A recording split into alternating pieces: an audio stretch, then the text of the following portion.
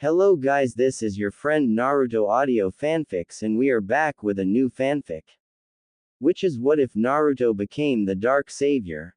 Naruto, Sasuke, Hinata, and Itachi, Part 1. And if you enjoy this fanfic then please press the like button and subscribe to my channel for more fanfic like this. And now let's start the fanfic. A 5-year-old Naruto walked alone into the forest. Today was his 5th birthday, which meant he should go into hiding. Ever since he could remember, all of the villagers in his village hated him, and while there were some who treated him fairly, they were very few, most treated him as if he were an abomination. His birthday, October the 10th, was always the worst. Most of the time, the villagers kept a safe distance with him, yet today was an exception as they went as far as to hurt him. Last year he only got hit by one rock in shoulder. That's why he was here. He'd rather not take any chances and hide in the forest until tomorrow. Maybe even then he would wait a few more days before going back. But first, he had to find a place to sleep. From the small amount of knowledge on survival that he possessed, he knew he couldn't just sleep on the ground. There were too many bugs and snakes. Sleeping on top of a tree was also out of the question, as in almost complete darkness he could accidentally climb up a tree to a bee's nest or something even more dangerous. But as he walked on, he tripped over something. After he hit the ground and climbed back wearily to his feet, he turned back to see what he tripped over and only hoped that it wasn't a dangerous animal. In complete darkness with the moonlight as his only light source, it was hard to determine what that he fallen over. But as he looked on, he began to see its shape. It was round. No, it was oval. It was the size of a ball. Naruto narrowed his eyes, trying to determine what the object is. Suddenly he knew what it was, a head. Naruto screamed as he got up and ran behind the closest tree, terror filling him as he imagined just whose head it was. After a few moments, his fear receded, and he put his head out to look at the object on the ground, which head presumed to be a human's. He slowly walked to it, muscles tense and ready to run at any moment. Once he got close enough, his hand reached out to examine it. When his hand touched it, the surface was not that of a human's but rather, it was made of stone. That was the moment he realized it was just a stone head that belonged to a statue. He sighed in relief before looking around trying to discover where the head had come from. Soon he found a humanoid shape in the darkness with its head missing, so he assumed that it was what was left of the statue. He walked in closer to observe the statue more clearly. But as he got closer he noticed that the ground was rapidly changing. Instead of the usual grass found in the forest, it was becoming harder, stonier ground.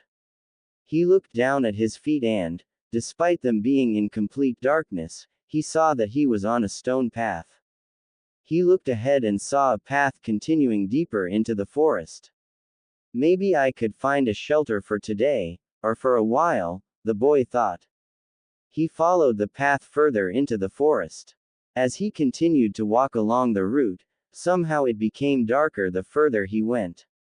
Along the way, he encountered more statues, some of which were destroyed like the first one, while a few remained intact. Only a few minutes later, he saw a massive dark shape ahead of him, which he believed was a building of some sort. He began to increase his pace, wanting to rest after a long walk. As he got closer, he could see the building more clear. It was some kind of pyramid-shaped temple.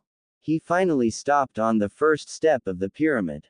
Walking up the steps, he aimed to reach the top in order to gain a better layout of the pyramid. But when he reached the top, there was something that awaited him. It was a strange, large stone in the shape of a ring with strange glyphs written on it. Naruto stepped closer to the ring in order to observe it. As soon as he stepped forward, the gate surged to life.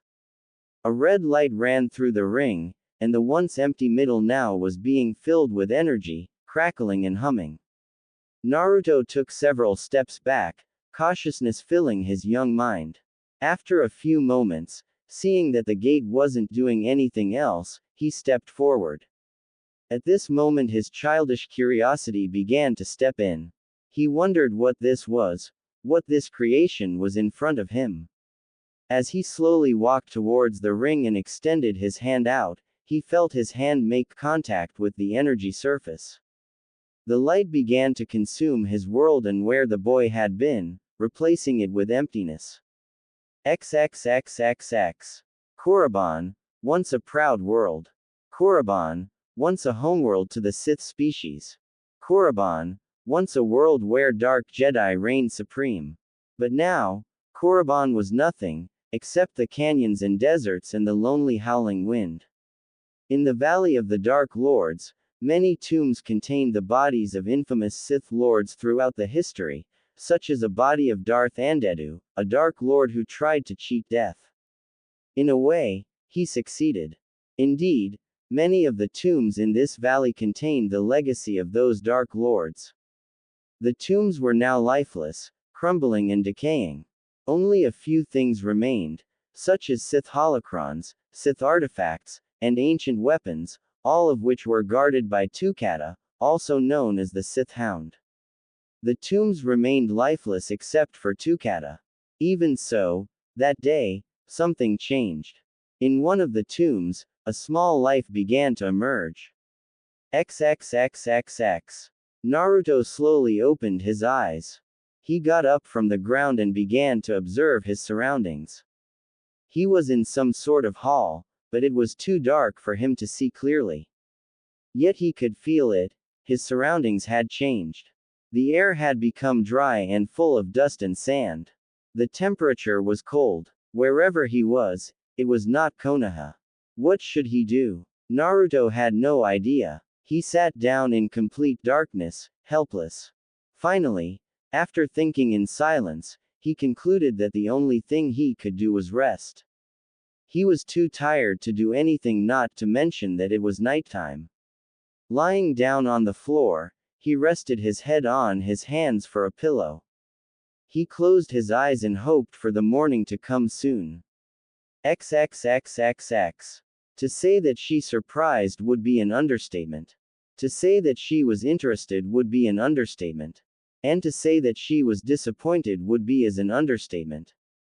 She had been waiting in this tomb for a long time, waiting for someone worthy to come. Yet the first person who stepped into her tomb in 1,000 years was nothing but a boy, a naive boy whose light side was strong within. Her disappointment could be turned into rage that would kill the boy in seconds. Yet she retained herself from doing so, for there was something about this boy, something special. She did not know what it was, nor did she want to investigate yet. If the boy was not strong enough to even survive on his own for a few days or a week, then he was nothing but a weakling, a unique weakling, but a weakling nonetheless. For now she would wait. And if the boy proved to have skills to survive long enough, she might reconsider her options. XXXXX. The morning finally came and Naruto woke from his slumber. Now with a ray of light shining through the empty spot on the ceiling, he could see his surroundings more clearly. He was in a horseshoe-shaped room, which resembled a performing theater of some kind. He had slept on the stage and in front of him was where the spectators would sit. In the very same room, on the stage he had slept on, Naruto found an exact copy of the device that had sent him here. He tried to reactivate it by touching it or chanting some words like, "Open the portal," in a soft voice, neither of which seemed to work. After an hour or two, Naruto was forced to focus on more important tasks, finding water and food. He hadn't drank or eaten since last night and now he was both thirsty and hungry. Naruto walked out of the room into a hallway decorated with statues of warriors and strange symbols, most of which weren't human. As he walked on trying to find an exit or supplies, he began to realize that he might not even be in the fire country anymore. After a while, he saw a gate at the end of the hallway. He rushed through the hallway and into the sunlight. Being in the dark for some time, the ray of light blinded him for a moment. When he regained his sight, blinking rapidly and squinting, he saw something he never expected to see. A view of the valley, enormous in height and width, filled with hundreds of strange buildings and even stranger statues. A low wind swept through the basin, kicking up small eddies of dust below him. As he continued to stare at the valley in utter shock, a shadow watched from behind, in the tomb. "Welcome to Korriban, boy," the shadow thought before disappearing. It had been 5 days since the boy had mysteriously appeared in her tomb. She had continued to observe him every day since his arrival. The first day, the day he arrived, the boy spent his time trying to reactivate the device that sent him here, and though she did not know what the device was, she doubted it could be reactivated again anytime soon. On the second day, the boy was forced to abandon the device and ventured out of the tomb to search for food and water. At the end of the day he came back empty-handed, but the fact that he ventured into the valley without being hunted by the Tukata, the Sith hounds, was surprising. On the night of the second day, the boy searched her tomb for anything to drink or eat. He found small jugs of liquids in one of the rooms, her followers' tombs to be exact. The jugs were offers for the ceremony when buried. However, the liquid found inside the jugs was most likely not water in its original form. Nevertheless, the boy drank from one of the jugs with great gluttony, not caring that he had desecrated her tomb. This was another thing she would keep in mind. On the third day, he searched her tomb instead of venturing out. A smart yet foolish move, smart because he knew better than to risk being hunted by the Tukata, but foolish since he dared to violate her tomb. But the boy, who was just 5, had survived on Korriban for 3 days and 4 nights. It was unusual, especially for a human, which was why she would let him off for now. The boy spent the whole day looting her tomb. He found a shikar, an ancient Sith dagger. That was the only useful thing he found. On the 4th day he ventured out again, but this time he came back with something big, a corpse of Tukata. At first she was surprised to see the dead beast, but as she looked closer, she saw that the beast was slashed and bitten, meaning that it was killed by another creature. The Tukata he had dragged was a fully grown adult, which was bigger than the average man, and he boy had managed to drag it all by himself, from wherever he had found it. The corpse was already dried under the sunlight, so the child didn't have to cook it. And on this day, the 5th day, she thought the boy would have tried to reactivate the device again, because he had enough food and water to survive for a week, at least. But instead he had gone out again, a most unusual thing to do. That is why on this day she used some of her power to break free from her tomb and trailed the boy outside. XXXXX. She followed the boy after he left her tomb. It seemed she had given him too much credit about how he would able to avoid the Tukata. The only reason the Tukata had not yet noticed him was due to his small body size, which allowed him to hide in places where the Tukata could not see him. Nevertheless, she was still curious as to why the boy had left the tomb when he had enough supplies. Finally, her question was answered. He came to take another Tukata corpse back to her tomb. A wise move since it would increase his supplies.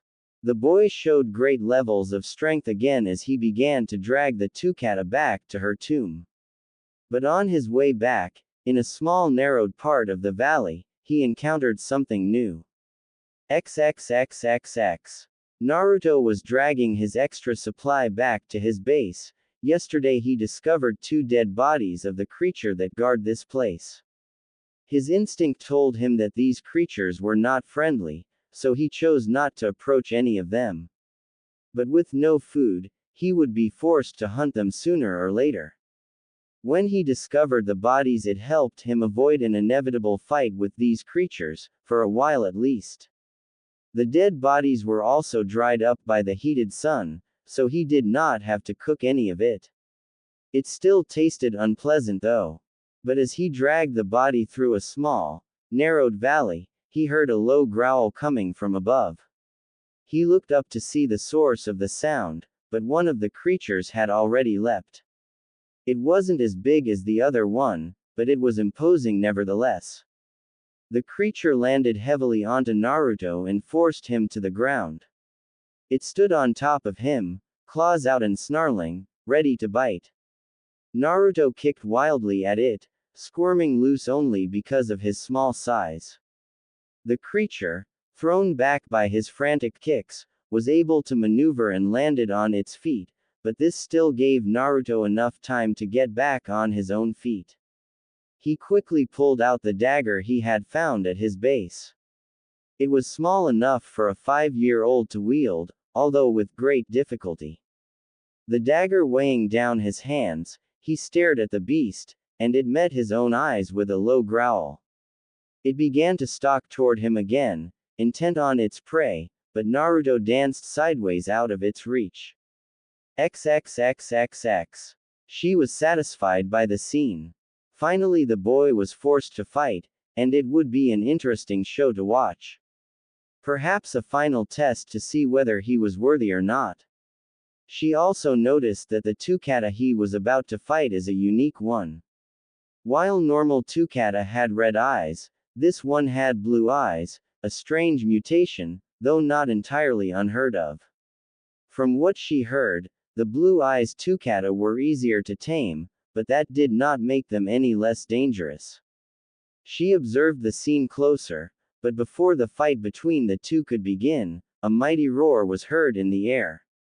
XXXXX. Naruto was ready to face the creature, but before they could engage each other, the sound of a massive roar was heard. Both Naruto and the hound looked up to where the voice had come from. From behind, Naruto saw a giant beast rushing towards them. It was similar to a gorilla with 2 arms extended to help it walk. It had a number of spikes growing from its back with a pair of flaps and tusk-like projections attached to their mouths. He did not know what it was, but what he knew was that it heading right toward him and the one he was trying to fend off. Naruto looked at his opponent, who was already fleeing ahead of him. Without any hesitation, Naruto followed it. XXXXX. She watched the scene with more tension now, because the apparition of the Tarentatech meant that the boy was indeed force-sensitive, as the creature only hunted those with force-sensitive abilities. At that moment, she decided she would train the boy if he, obviously, survived this attack. She was also surprised. Most Tarentatech preferred to stay away from the Valley of the Dark Lord, yet there was one in front of her. The only logical explanation was that it hunted something, and her guess would be the boy. He must have a high level of midi-chlorians to attract such a beast into the territory that was not its own. She stopped thinking about the Tarentatech and its intention, and focused back on the boy and the hound. XXXXX. Naruto continued to run along the small valley. He knew that it would get narrower as he went deeper. Running in front of him was the creature he had intended to fight, which reminded him that he had left behind the corpse he wanted to drag with him. He couldn't worry about that for now though, and would run for his life instead. While the beast that was chasing them was indeed gargantuan, its size affected its speed, making it slow. Both he and the hound gained more distance as they continued to run, but then the giant creature did something Naruto hadn't anticipated. It slammed its gigantic hands onto the valley wall. The slam was so powerful that the whole right side of the valley shook, causing boulders to fall down upon Naruto and the hound. Naruto and the hound were forced to run in zigzag to avoid the falling boulders.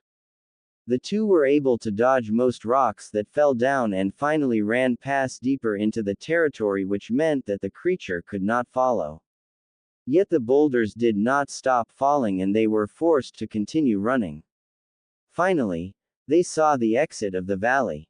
But from behind, Naruto could see that a massive rock was teetering over the enemy hound and was about to fall onto it. Naruto hesitated. Should he save it? It was the right thing to do. On the other hand, it had intended to kill him, and letting it die would only save him the trouble. He might even get its corpse as a replacement for the one he lost. I must not be like the ones who tormented me, he finally made up his mind. He increased his speed to catch up with the hound. When he finally in range, he tackled the hound out of the boulder's way, saving it from the falling rock. When they were back on their feet, Naruto expected the hound to attack, but instead it only stared at him for a while before slowly walking away, tail tucked between its legs. Naruto watched the hound leave, and when it had left his sight he began to walk to his base. Great. I risk a lot coming out here for nothing, he thought with disappointment. Unknown to him, there was another who was disappointed as well. XXXXX. She was not happy about what just happened. While the boy had survived, he chose to risk his life for an enemy. It was something that was very foolish. The boy had too much light side within him, but perhaps he could be lured into the dark. After all, the more light side he had, the deeper he would sink. Tonight, he would fall to the dark side. She would see to it herself. XXXXX. It was night time again. Naruto slept soundly in the same room. He used the hide of the tukata he found as a blanket. It was not the most comfortable blanket in the world, but it would do. As he slept, a shadow slowly approached him. It slowly extended its hand and touched his forehead lightly. XXXXX. She had arrived somewhere else. It was a sewer of some kind. When she touched the boy's head, she knew she would enter his mind, but she thought the mindscape created by a child would be less grim. In here, she also felt the strange aura that the boy always let out, but in here it was much stronger and she could feel its source just ahead of her. She began to move forward toward the source of power. As she went closer, the air around her was getting heavier. A good sign because it showed that whatever she was about to see was very powerful. She finally arrived at what seemed to be a cage, and behind the bars was whatever that sent out these auras. Who is this? The voice called from behind the bar. It did not speak in Galaxy Basic, the main language in the galaxy. She saw an enormous form approach from behind the bars. A Kanadi type of creature, with orange fur and 9 tails. She could feel the impressive power coming from this creature. Oh, if only I had known that such a creature existed, the war with the Jedi would have been more satisfied, she thought as she imagined what kind of power the creature in front of her possessed. The fox, on the other hand, was not very pleased with how this woman was looking at him. Those eyes. You are one of those who sought to use my power, Kurama said.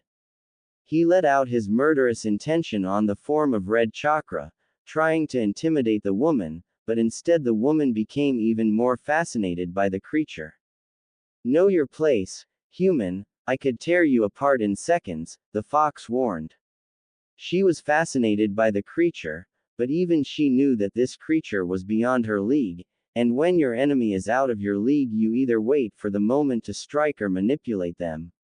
I am sorry, Great One, I was simply in awe by your immersive power, she said with a small bow. The fox scoffed. Who are you and what are you doing here? More importantly, how did you get in here in the first place? Who am I and how did I get here is not important, Great One. I'm only here to help. Help? What do you mean? First, a name would be nice, she said slyly. The creature looked at her for a long moment before replying. My name is Kurama, the 9-tailed fox, he answered. I see, and what are you exactly? She asked. I am a creature of great power, I am the tailed beast, and the most powerful creation of the Sage of Six Path. You know that those names mean nothing here, correct?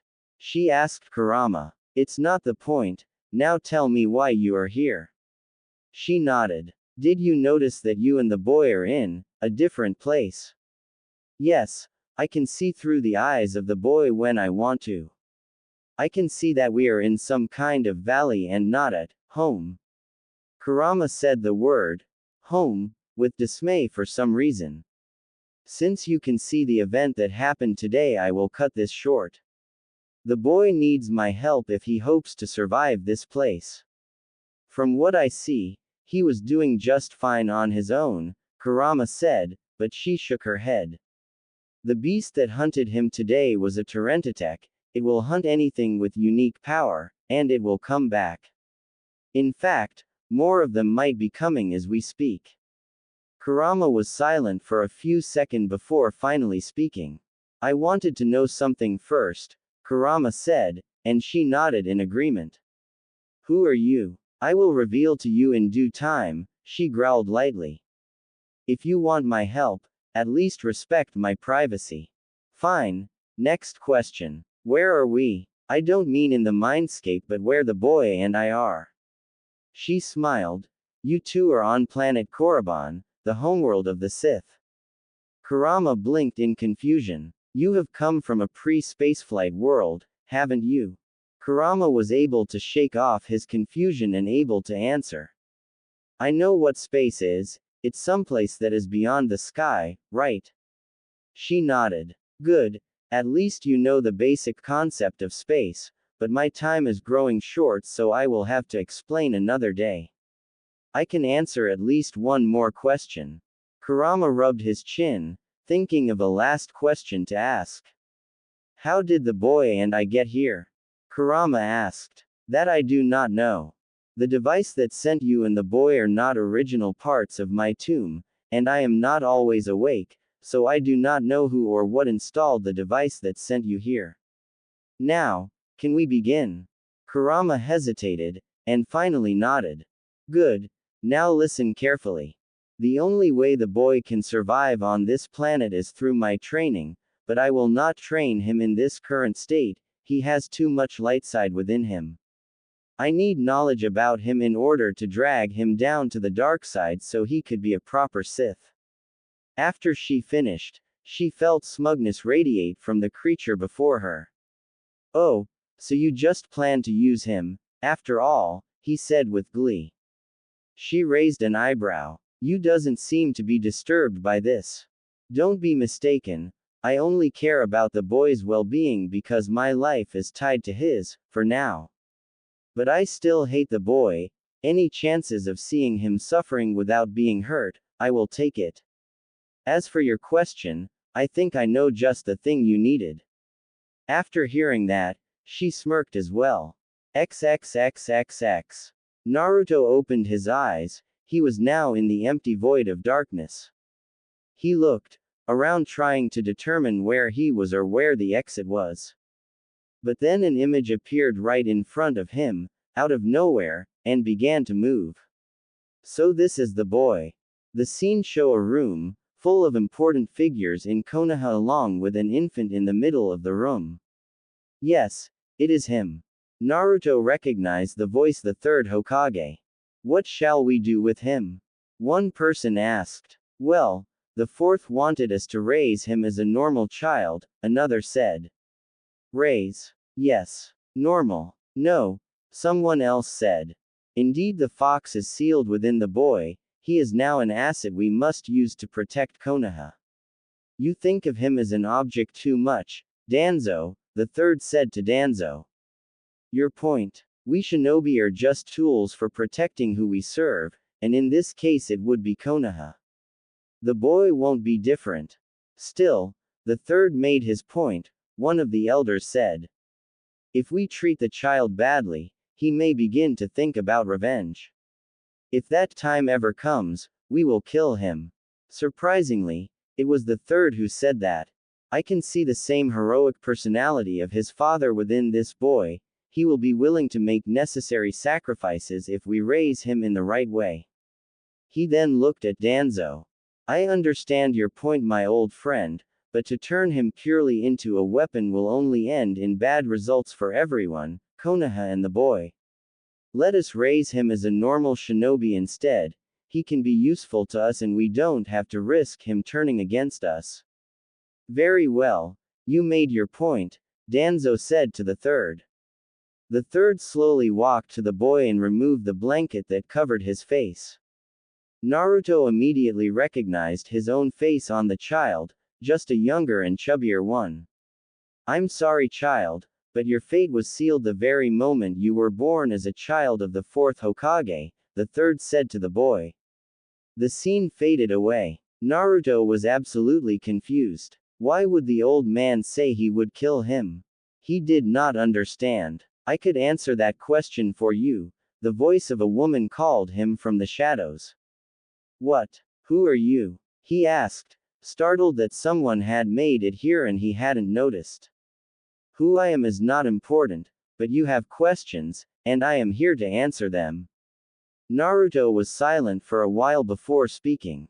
What were those images? It's a memory of you when you were too young to remember, she said. What did those images mean? You're being used, boy. You are being used by the very people who you thought were protecting you. They're just using you, and when you out of your use, they will dispose of you. Naruto's face fell. No. That can't be, but the old man. You saw what truly happened, and there is more. Naruto looked up, his expression wary. Yes, there is more. Do you know who your parents were? Your father is the Hokage and your mother is the last of the Uzumaki clan. Naruto's eyes widened. They had left their legacy and heritages for you after they died, but you were denied all of it. Instead, all those people gave were lies and a harsh life. She could feel the anger boiling inside of him now, and she was pleased, though careful to keep it from her voice. They were trying to use you, manipulating you. When you outlived your usefulness, they would throw you away. She could see fury rising in the eyes of the boy, and she hid her smile. And who knows, maybe they're even responsible for your parent deaths and your abuse. Tears of anger and frustration rolled down his cheeks while he held himself back. And do you know the worst part? There is nothing you can do. That was the last straw. Oh yeah, I will kill them, I'll show you. He screamed at her. She smiled, delighted that the boy had finally broken. You alone? Not possible, but what? I can help you. Naruto paused, then took a deep breath. How? He asked, a little less angry than before. I can teach you. I can teach you the art of the Force, become your master. I can give you the unlimited power, the power that will bring the truth to all the life in the galaxy. I can forge you into a Sith. What is Sith? Naruto asked. It can be many things, a philosophy, an order of warrior and ruler, a species, and much more. But the Sith in this case is power, and I offer it to you, boy, a power to take revenge on those who wrong you, the power of greatness, the power that will break your bond for this pathetic life. She paused for a moment. The question is, will you take it? Naruto didn't need to think twice, he was just told that his whole life was a lie and that he was being used. Now he had nothing left, and like they said, always be afraid of a man with nothing left to lose. He knelt before the shadow. Yes, master. Hearing that, she laughed in satisfaction. It is time you know who I am. The woman stepped out of the shadows. She had unnaturally white skin. In fact, her skin was actually white. She had black ragged hair, and was dressed in a pale long dress with cloth fabric that wrapped her arm. She definitely was not human. I am XOXon, I am the first of the Dark Lords, one of those who abandoned the Jedi to seek the darker path to the truth. The place you stayed in your wake is my tomb and my temple, and at its center, deep beneath the earth, I was hidden from those who sought me. Until now. For so long, I have been waiting for someone like you, someone who had served the light only to find that it was empty and full of lies. You have proved that you are worthy to be my apprentice, and that is what you shall be. You will obey my every word and continue the way of the Sith, and then you shall have your revenge. Yes. Master XOX on, Naruto replied, his young voice catching on the unusual name. Good, your training will begin immediately tomorrow, she said as her final words, and then left her new apprentice to rest. He would have a lot to do in many years to come. Naruto awoke in the same room he had slept in the night before. It was morning again. Was that even real? He thought, remembering last night, the discoveries he had made, and the pledge he had given to. Yes, it was, a voice said. Naruto looked towards the door. There is where his master stood, but she was no longer like she had been in his mind. Master, you are a GHO, Naruto tried to say the word but failed. His master rolled her eyes in annoyance, wishing she could have chosen an older boy for an apprentice, or at least a less emotional one. Yes, I am a ghost, I know that, she said to him. I doubt the mind of a 5-year-old can understand how I have become like this, so leave it at that and stop being so scared. Naruto nodded with a little hesitation. Good, now I have some question for you. He nodded again. Where did you come from? Konoha, he answered. I was asking about the planet. He tilted his head. What is a planet? Quote. Do you know what space is? Space. Naruto had heard before of what space was, but he had never really paid attention to it. XOX on side. She wanted an apprentice, but she did not expect to have to teach him even the basic knowledge about the galaxy. Never mind. Go eat your breakfast and then we can begin, she said. Naruto nodded and proceeded to go eat his dried tukata. When he finished, he came back to his master. She continued to bombard him with questions after questions, mainly concerning the basic knowledge of the galaxy, such as, what is Coruscant, in which Naruto wildly guessed was a type of bread. 1. Before they even realized, it was already night time and she had a plan for her apprentice tonight after he went to sleep. XXXXX. What is this place, master? Naruto and XOX on walked through the dark sewer that was Naruto's mindscape. You will see soon enough, she said to him. A few more steps and they arrived at the cage. So you are taking my jailer here with you this time, a voice called from behind the bars, as a fox slowly emerged. Naruto, meet your prisoner, Kurama, the nine-tailed fox, she said to Naruto, whose eyes widened in shock. I believe you've heard of me, Kurama said to Naruto with a smirk. Why you the demon everyone was talking about, Naruto said with fear. Ha, I may be a demon in form, but they are demons in their hearts. Naruto was about to say something, but then he remembered what happened last night and his face fell. See, I am not your enemy, I am your friend and your salvation. You need me if you hope to survive. What do you mean? Naruto asked. Did you actually believe you were able to drag those dried creatures on your own? Or when you run from that giant, did you believe you have that kind of speed to outrun it? No, it was my doing, I enchanted your strength and agility back there. If it weren't for me, you'd be dead. Kurama smiled triumphantly. Naruto said nothing as he stared at the fox and then at his master. Why have you brought me here, master? Because it is necessary for you to understand and use the power that is within you. I do not understand what this power is. She gestured to Kurama. Nor do I wish to study and use it. I am dead, it matters not to me, but to you, it does. She pointed at Naruto. You could learn from it and exploit this power for your revenge and much more. She turned back to leave. While I would love to chit-chat with you two, I would like to rest for a while. I will let you two sort things out on your own. She then disappeared, leaving her student with his prisoner. So what can I do for you, kid? Kurama asked as he lay lazily down in his cage. Naruto raised an eyebrow. Why are you so friendly? Naruto nodded hesitantly. Don't get the wrong idea, I still hate you like I hate most humans. But after the event last night, things changed. How? You changed. Most human who had ever been my host were very vigilant.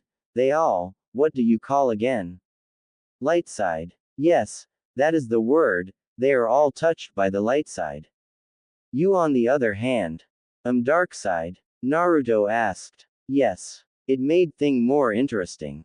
Besides, without any ninja around, except for you, when I get out of this cage, no one will bother me, unless I bother them first of course. That still doesn't explain why you are so friendly toward me, Naruto said, crossing his arms.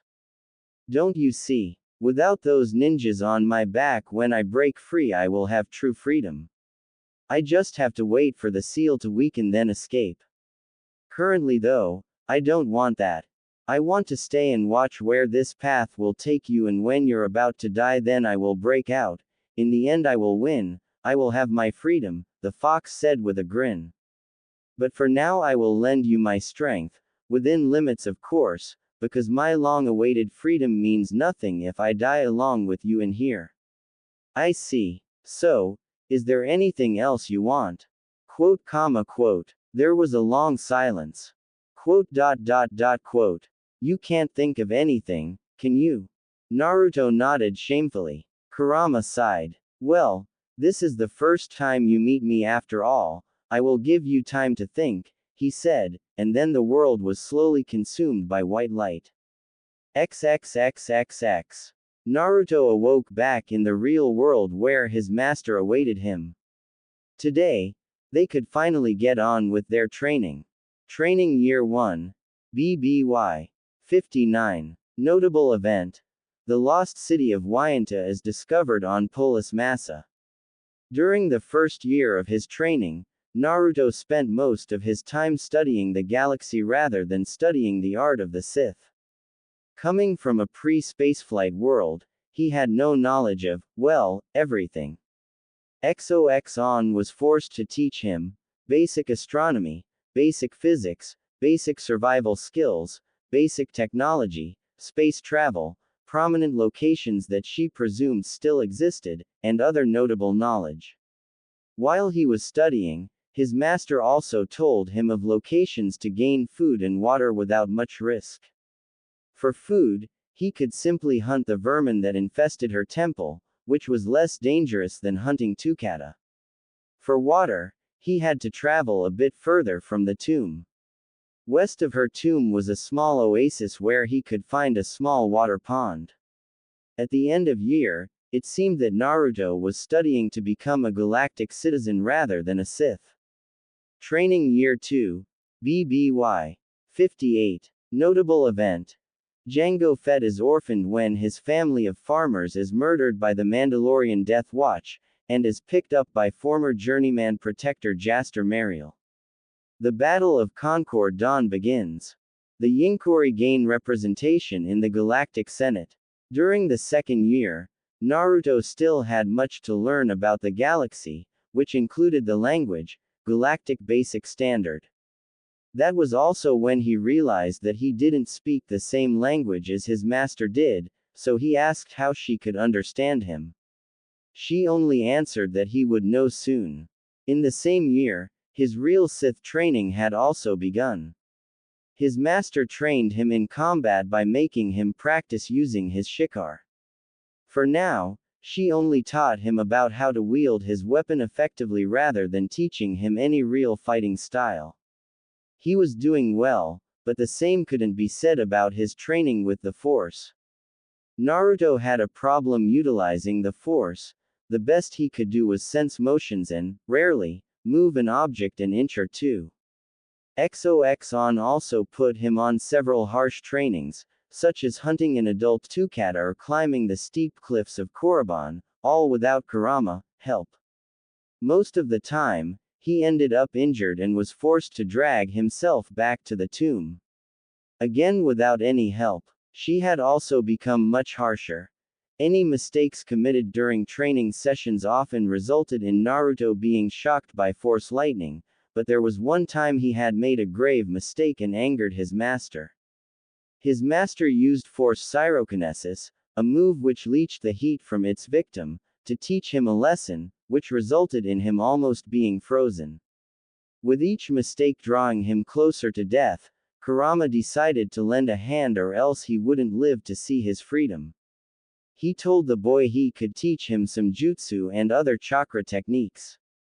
Naruto accepted. Kurama began by teaching the boy how to walk on the wall, a practice which would help him control his chakra better.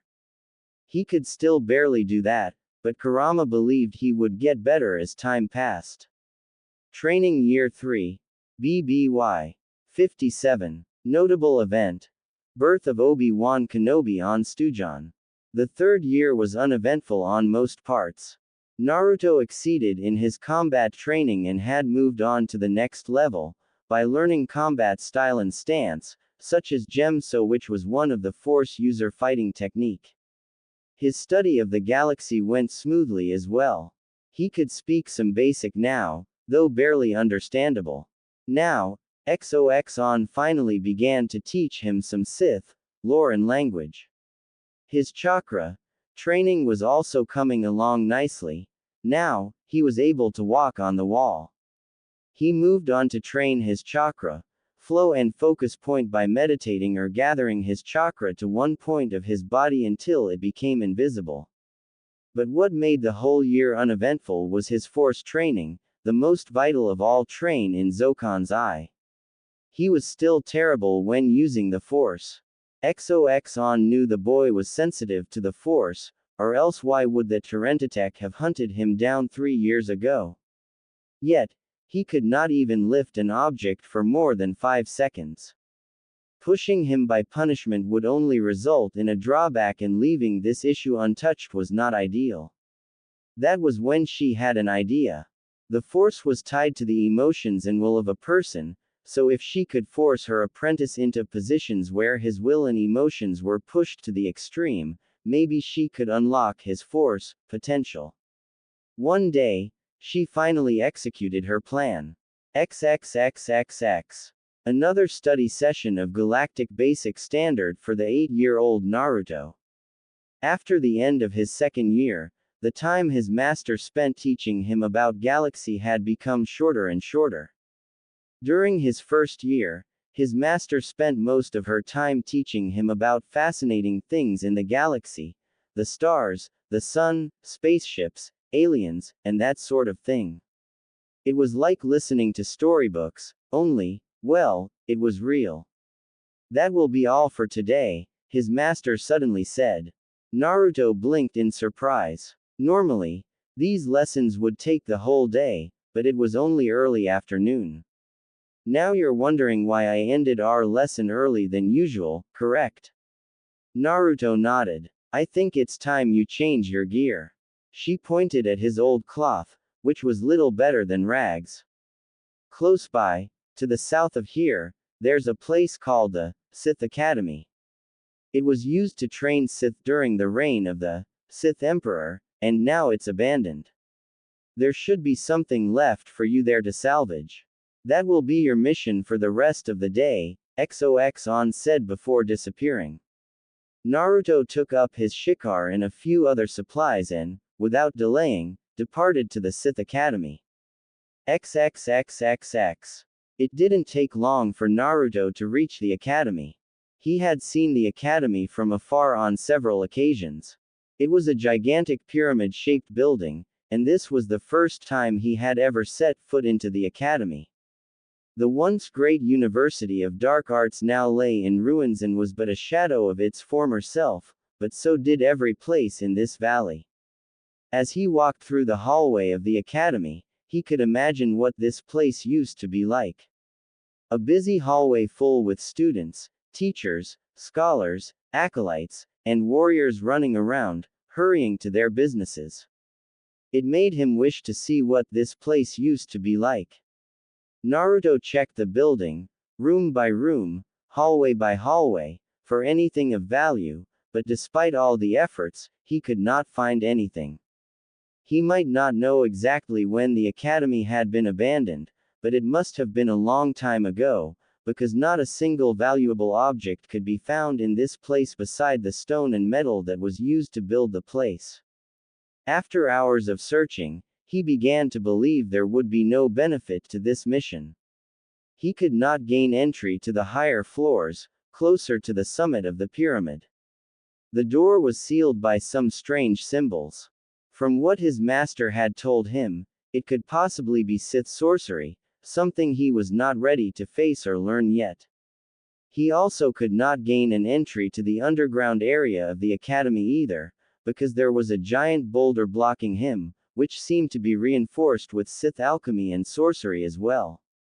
As he explored the available parts of the academy, he stumbled upon something, a closed doors with the smallest bit of space open. Every floor he had explored before had its doors opened wide, but this one was not. Maybe there was something worth salvaging inside. The door control panel was already destroyed, which meant he could only open the door through brute force. He took out his shikar, and stuck it between the door and the empty space, using the shikar as a lever. After a few pushes, he stopped for a minute, exhausted. The door did not move at all. Maybe he needed to put more strength into it. He gave it a few more tries before the door began to move. With enough space, Naruto was able to use his hand to push the rest of the metal gate open. The room was completely dark. Naruto took out a torch and lit it up. With the light, he could see what was inside the room. There were several lockers on the left and right sides of the room, and at the end of it, there was a computer console. He walked into the room and began searching for anything worth salvaging. Fortunately, he finally found something. He found a set of black clothes, made for someone a little older than him, probably 10 to 12 years old. Its design made it obvious that it was made to wear by the Sith apprentices at the academy. After packing the clothes, he turned his attention to the computer console. He looked at it closer. This was the first time he saw a machine that his master had told him about. He observed the broken console. He had no idea how this actually worked, but he knew the basics. From what his master had told him, you clicked on the buttons on the panel and things would start popping up in front of him, but even Naruto could see that this console was broken. He examined the console further, trying to determine whether the console was repairable or not. After observing it for several minutes, he believed he had found what was wrong. There was a part missing. He guessed it could be the battery. He walked out of the room and began his journey back to his master, Tomb. XXXXX. An intact console, you said? XOX asked her apprentice. Yes, master. Though there's a part that's missing from it, and my guess is that it's the battery, Naruto explained to his master. I see. Zokan's plan hadn't gone as she had expected. Her apprentice did not encounter any dangers out in the desert of Korriban or at the academy, but at least he discovered something. A console would prove useful to Naruto's study of the galaxy. While the information in the console may be outdated, it was still better than what she could offer, due to the fact that she had not made contact with anyone for thousands of years. Having her apprentice retrieve a power core would also benefit her plan. There a crashed battleship far to the north of this tomb, you may find something there. Naruto looked at his master curiously. Sorry, master, but if this ship crashed long ago, shouldn't it be looted already? Believe me, my apprentice, even the looters couldn't possibly have searched the whole battleship. Moreover, we are on a planet where there are hardly any advanced life forms, XOX said to her apprentice. And you may want to travel now, the night is upon us, meaning that the Tukata will be less aware of your presence. This journey may take a few days to complete, go now and waste no time.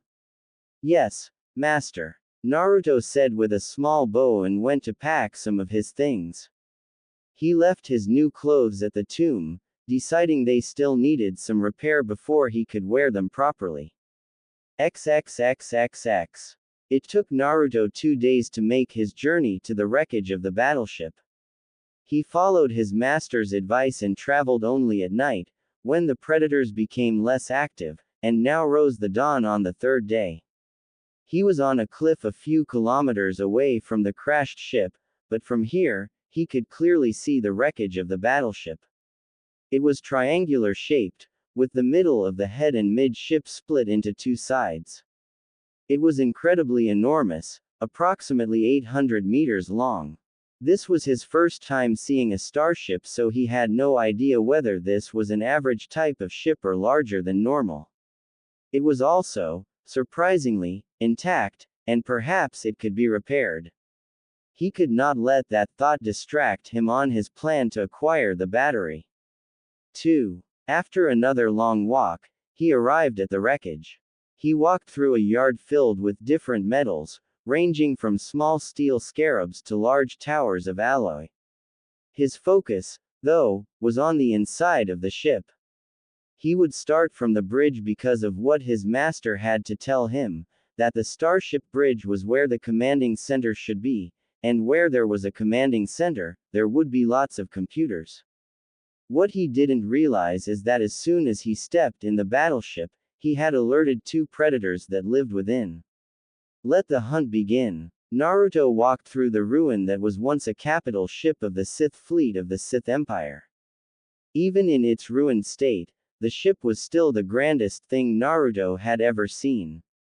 He walked past the area he assumed to be the hangar, where flyers and bombers would dock, and had arrived at the bridge. As soon as he pushed the door out of the way, the first sight that greeted him filled him with disappointment. The whole bridge was stripped clean of all consoles and computers. There was nothing left at the commanding bridge but the floor. Naruto's mouth hung agape in shock before he let out a groan. It seemed he was too optimistic about the bridge. The looters had already taken everything. Now he had to search the whole ship to find a single battery, which would be like trying to find a needle in a haystack.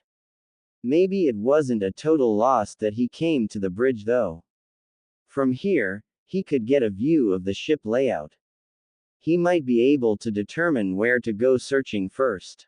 He took out a paper and a charcoal stick, both of which he found in his master's tomb, and began to draw a rough layout sketch of the ship. XXXXX. Naruto was almost finished with his sketch. From his sketch, most parts of the ship were still intact from the outside. Only the eastern wing had broken down. As he wondered which parts he should explore first, he suddenly sensed a malignant intention coming from other sections of the ship, and then, two of them. He hurriedly packed his equipment before running out of the bridge as fast as he could. This mission just gotten worse. With whatever that was hunting him from behind his back, he needed to search this ship as fast as he could and then get out immediately. He could try to fight them, but he doubted he would win since there were two of them. No, the only opinion was to retrieve the battery and then get out of there. His force sense determined that one of the predators was coming from the eastern side of the ship, and another was coming from the northern center area of the ship. If he went to the west side, he might encounter the center one, but he should be safe from the other. As he made his way through the corridor, he felt the rush of adrenaline, his heart beating faster and his five senses sharpening. Would he survive, or fall as prey? XXXXX. Naruto searching the western wing of the ship as fast as could. He could sense that one of the predators was getting closer, and he had searched several rooms, but there were still no electronic devices he could salvage. He opened the final door in the wing and, finally, he found something. The room was filled with destroyed metal things. They were droids, that was what he remembered his master called them too. Silently, he entered the room and began salvaging all the droids. He had no idea what kind of power source these droids had or if it could be used on the console or not, but he had no time to think. He quickly gathered anything he believed to be batteries, power cores, energy stores, or other items like that and put them in his pouch. Finished, he started to leave, but as soon as he took the first step out of the room, he stopped. His force sense could not feel the predator's killing intentions from a distance anymore, but instead, could feel it coming from all around him. Naruto gritted his teeth. He was too slow and now he needed to fight this predator to escape this ship. He couldn't pick up where his enemy was exactly, but he knew that it was close. He slowly reached for his dagger. He could hear his heart rate increase and his muscles tensed up. His hand rested on his dagger handle. He swept his eyes over hallway left and right, waiting for any sign of attack. He waited and waited, the tension rising slowly the more time passed. His adrenaline and instinct was ready to replace all his common sense at any moment. Then he heard a sound of metal crash coming from behind. He swiveled around ready to fight anything that attacked him, but there was nothing. He was greeted by the same room full of droid scraps. Single quote. Maybe I was just being overdramatic. Suddenly something leapt onto his back, viciously securing him. Naruto tried to struggle. Both his hand tried to reach for the creature that was on his back, trying to grab it and throw it off.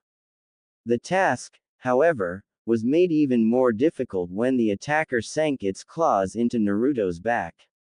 Naruto jumped backward and slammed his back onto the wall, crushing the creature with his body weight. The claws on his back loosened up and he was able to grab the creature and throw it off his back into a pile of scarabs. He pulled out his dagger, ready to strike, when the creature attacked again. The creature clawed its way out of the iron pile. Now, Naruto could see it clearly. It was a Tukata, with blue eyes. "It's you," Naruto said in surprise as he remembered that the creature before him was the same one he saved 3 years ago. He was able to remember it because no other Tukata he had encountered had blue eyes. Master XOXon once told him that Tukata were semi-sentient. Still, its brain was too limited for advanced tasks such as talking in basic or making fire. Naruto shook these thoughts off. Now was not the time to think of lessons, now it was time to fight. The Tukata finally made its way out of the scrape. It saw Naruto and, without any hesitation, tried to jump on him again. This time, however, Naruto was prepared. He dodged to the left and was about to deliver a kick to the Tukata's side, but then the Tukata quickly turned its head around and bit him in the leg. Naruto was about to strike the Tukata with his dagger, but, before he could do so, the Tukata used its superior strength and pulled Naruto's leg, causing him to lose balance and fall down. 3. Now, seeing its chance, the Tukata started to swing Naruto around the floor while it sank its teeth deeper into Naruto's leg. Naruto used his other leg to kick the Tukata a few times, but it only made the Tukata swing him faster and harder. Seeing no other alternative, Naruto readied his dagger. He took a few moments, trying to aim the best he could and then threw his dagger towards his attacker. The dagger was able to land a wound on the hound's cheek, causing it to pause its attack for a moment. Naruto used this moment to deliver a more powerful and accurate kick in the Tukata's face. The hound let go of his lower leg as it was sent backward.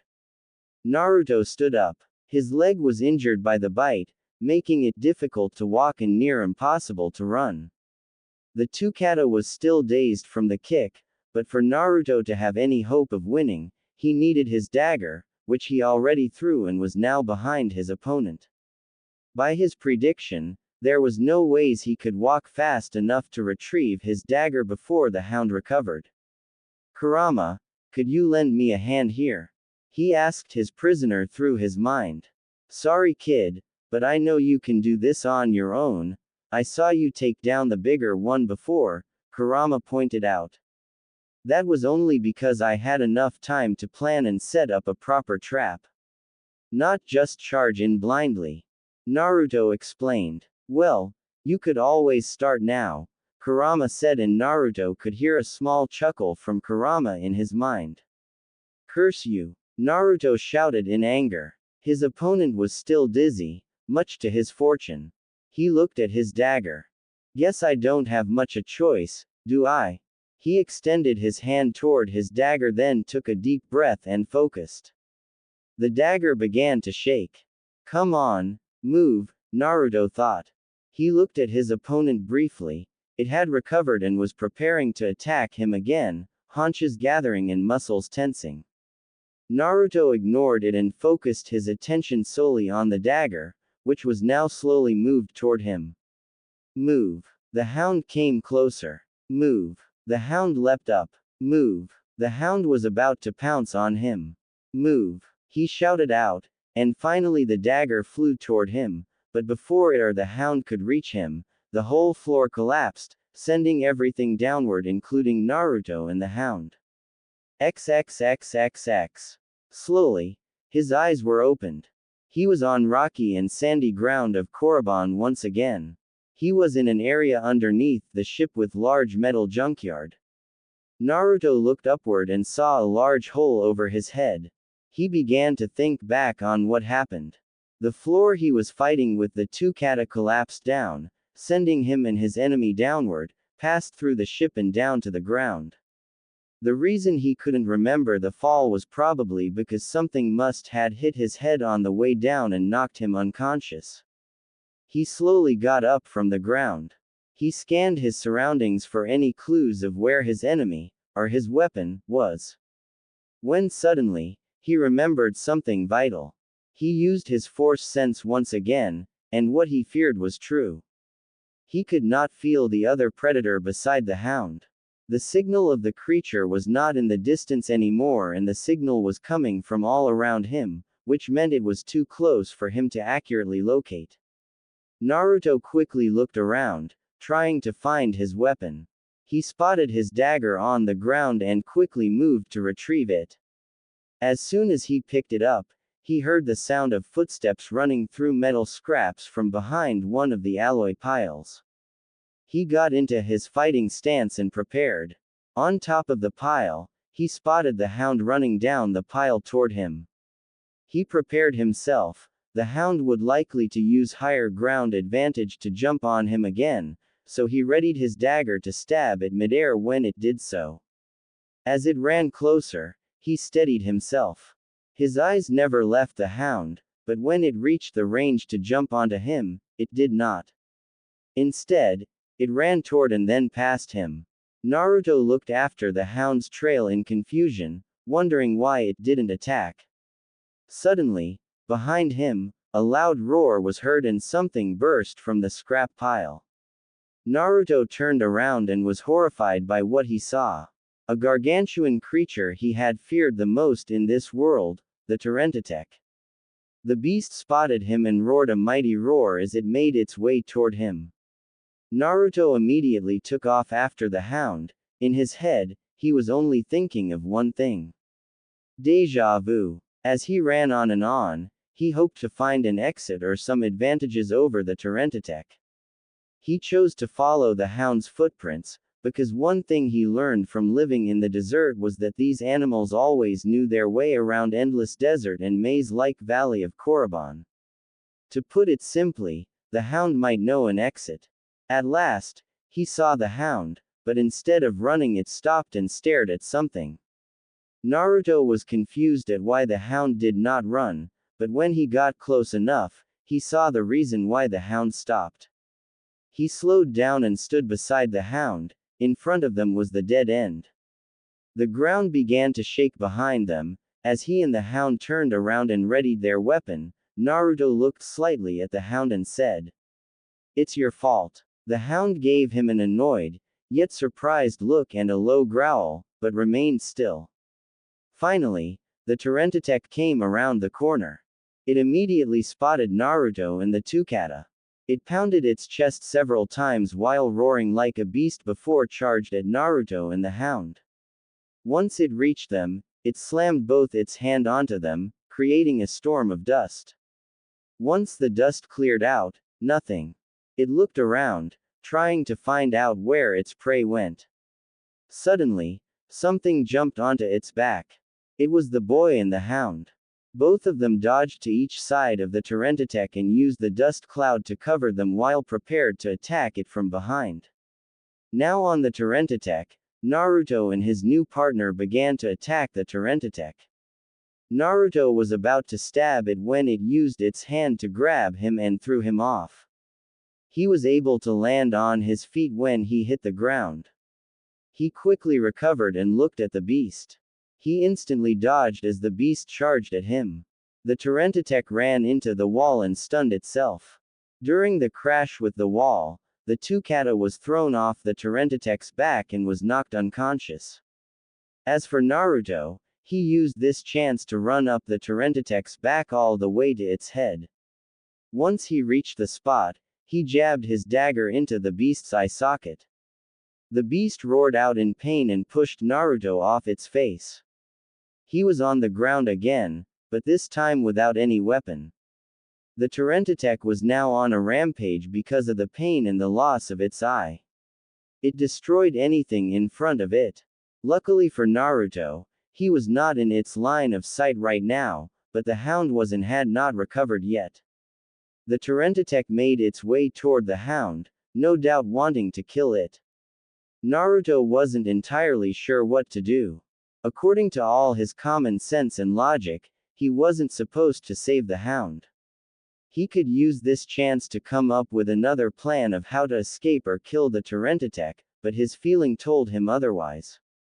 It told him to save the hound, and in Naruto's heart he wanted to save it as well. He was never much of a Sith. He may accept the Sith's idea, but he was not a firm believer of it. When he fell to the dark side 3 years ago, it was mainly because of his rage toward the Third and Konoha. He would take revenge against them, that was guaranteed, but even so his mind and belief in general wasn't changed much, only enchanted by the Sith's belief and philosophy his master taught him.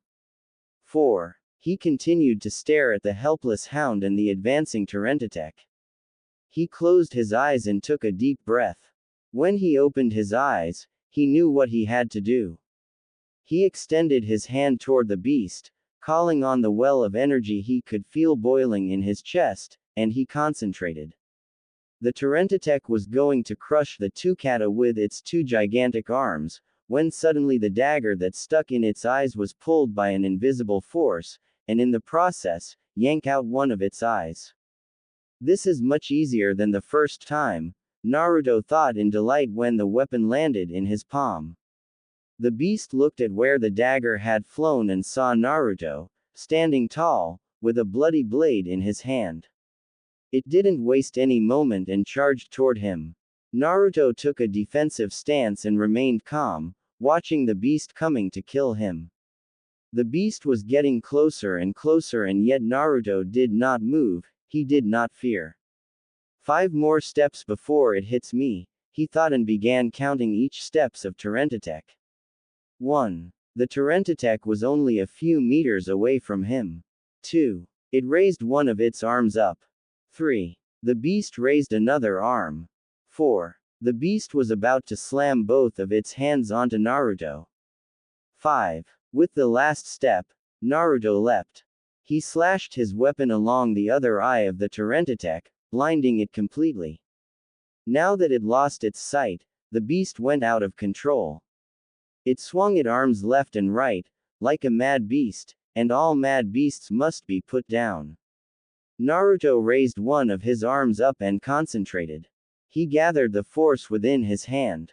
After a few seconds, his hand was literally full of the force, to the point where the blue aura was visible in his palm. At last, he unleashed his power and pushed the dagger into the Tyranitek's head, forcing it through its skull and out the other side of the beast's head. 5. Naruto jumped off the beast as its corpse collapsed. He dusted himself a bit, though he was going to need a bath if he wanted to clean all the blood. He might be able to bathe at the oasis, though drinking from that water source again would be harder from now on. He shook those thoughts out of his head. When he walked to recover his blade, He looked briefly at unconscious Hound, but did nothing and walked away. He searched the area and found his bag that contained his batteries. He then made his way he had come in. While he wanted to spend more time tried to recover more power cores, he doubted the Hound would allow that, and to kill something he already saved 2 times was not something he fancied. So he simply walked away. XXXXX. He arrived at the exit, which was close to the entry of the ship. The sun was about to set. He could begin his travel back soon. Suddenly he felt something behind him, and he spun, pulling out his dagger. There, he saw the Hound sitting and staring at him. Naruto could not feel any killing intention coming from it, which meant it was not here to fight. The Hound stood up again and walked closer to him. Naruto also noticed that there was something in its mouth, but he didn't clearly see what. It stopped in front of him. Both of them stared at each other for long minutes, but then the Hound dropped the objects. It was a piece of meat. Naruto was taken aback, but now he was curious at why the Hound would give him a meat, which had undoubtedly belonged to the Tyranidax that he killed. That was when he had an idea. He slowly moved his hand toward the Tukata. When it seemed that the Hound was not going to bite it, he rested his hand on its head and slowly stroked it. The Hound closed its eyes and let its new master stroke its head. As he stroked the Hound, he could feel some of its emotion, gratefulness, affection and happiness. 6. A small smile formed on Naruto's face. It appeared that his journey on Korriban might not be as lonely as he thought after all. He picked up the meat and put them in the bag. Thanks, he said to the Hound, who gave him a happy bark. So wanted to tag along. The Hound barked again. You know, you could use a name, but what should it be? The Hound tilted its head. Naruto began to observe the Hound tried to find anything that could give him a clue of what to call it. First, he must determine its gender. He crouched down and looked for its certain parts. Ah, a female. Second, he must find its special features. The answer to that was obvious. It had blue eyes instead of red. Naruto began to think of the word that would fit to be a name. The first word that popped up in his head was blue, but that was a bad name for a dog, never mind a war hound. 7. Then he came up with another name, a name which also meant blue, in Sith's language, Zedras. No, it was too masculine, but it was close to perfect. Maybe he could modify the word. How about Zedra? He asked the Hound. It barked happily. Zedra it is, then. Naruto said with a smile. The two then began their journey. It might just be a journey back to Naruto's home for now, but they had no idea that a long journey awaited them both in the future. XXXXX. 1. Force sense ability to sense movement, location, and present using the Force. An advanced Force sensing user may even be able to sense a specific person across the star system. 2. Sith War Droid Mark 1 model. Again, if you want an image, let me know. 3. Keep in mind that Naruto was just 8 years old, and the Tukata, despite being called Hound, was much bigger than the biggest dog. An average adult Tukata should be as big as rhinoceros. They keep growing larger as time passes and they live a long life. 4. This is basically nature versus nurture inside Naruto. 5. He used Force Push, in case you didn't know. You have no idea how hard it is to write detailed stuff when your first language is not English. 6. Zedra was grateful that Naruto saved it and didn't kill it, so it swore allegiance to Naruto. Don't forget the Tukata are semi-sentient. That is one of the characteristics the Tukata had, fierce loyalty to its master.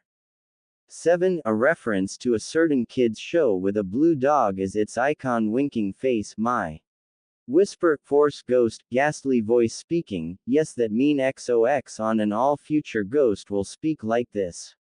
Robotic, news, communication devices speaking. Thinking and telepathic talk. Echoing powerful being, thing that cataloged as overpowered speaking. Echoing powerful being, thing that cataloged as overpowered telepathic talk and thinking. That should be it for now. If there any more new type of speech you should know of, I will tell you. Now time for story. There are things we need to talk at the end as well.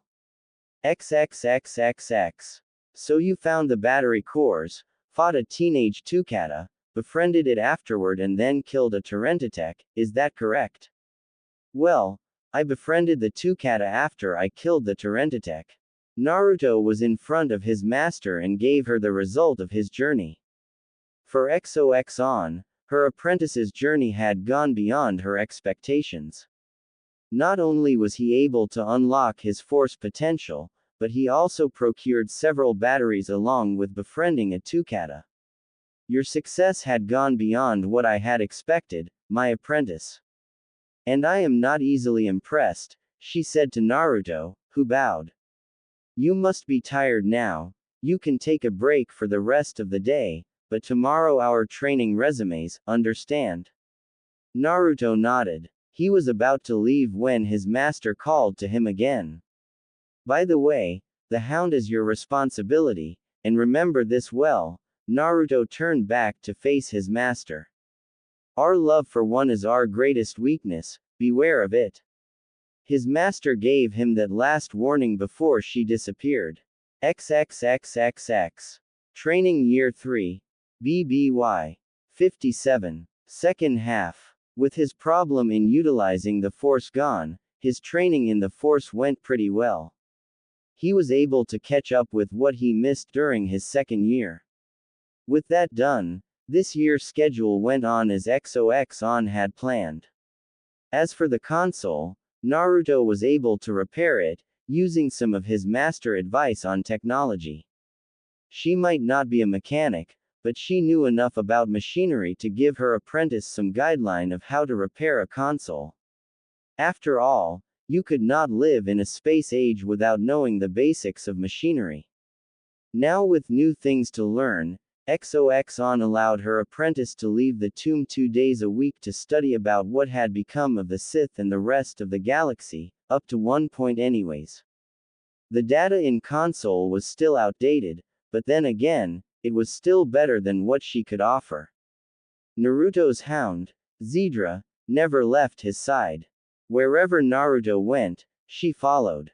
While the bond between the two grew stronger, Naruto remembered his master's words and tried not to create any further fondness with Zidra. Nevertheless, Zidra was loyal to him, and she would not hesitate to give up her life for Naruto if she had to.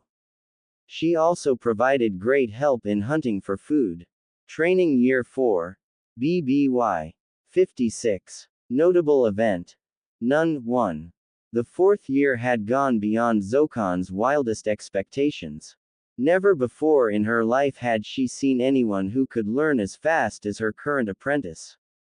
In 2 years, he had mastered 3 out of 5 lightsaber combat forms and some other combat techniques, such as martial arts and semi-throw weapons, parang. 2. With his force potential unlocked, he was able to learn force powers faster than he had used to. For now, XOX wanted him to learn and mastered telekinesis force that involved physical world, such as force push, force wound, and the Sith's signature, force choke, before moving on to the more complex powers, which often involved mind technique. The only mind force she taught Naruto further was force sense, which was needed if he wanted to survive on Korriban. Now his force sense began to evolve into precognition, also known as danger sense, which was better in avoiding danger and required less use of concentration than force sense. With the console at the academy as his new source, XOX no longer needed to teach Naruto any common knowledge about galaxy. This gave her more time to instruct him more about darksides and Sith's lore, though no Sith's magic, alchemy, or incantation yet. Those were reserved when he was older and had better understanding about darkside. His chakra training was the only thing that went by accordingly. With better control of his chakra, He could do basic shadow clone and basic transformation jutsu. Training Year 5. BBY. 55. Notable event. The 5th Galactic Games are held. The progress of her student had slowed down during the 5th year, but there was still an improvement nevertheless. His combat training was coming close to an end. She rarely used direct combat and was not specialist at such art. After all, the thing that separated real Sith from a savage warrior was their brain. The best she could teach Naruto about combat at the current moment was how to channel his rage and hate in the fight, the standard Sith's fighting way, but that was all she could do for now. His chakra training was also slowed down as well. Kurama, despite being a being made out of pure chakra, did not know very many of jutsus due to his limitation of elements he was able to use, mainly only wind and fire.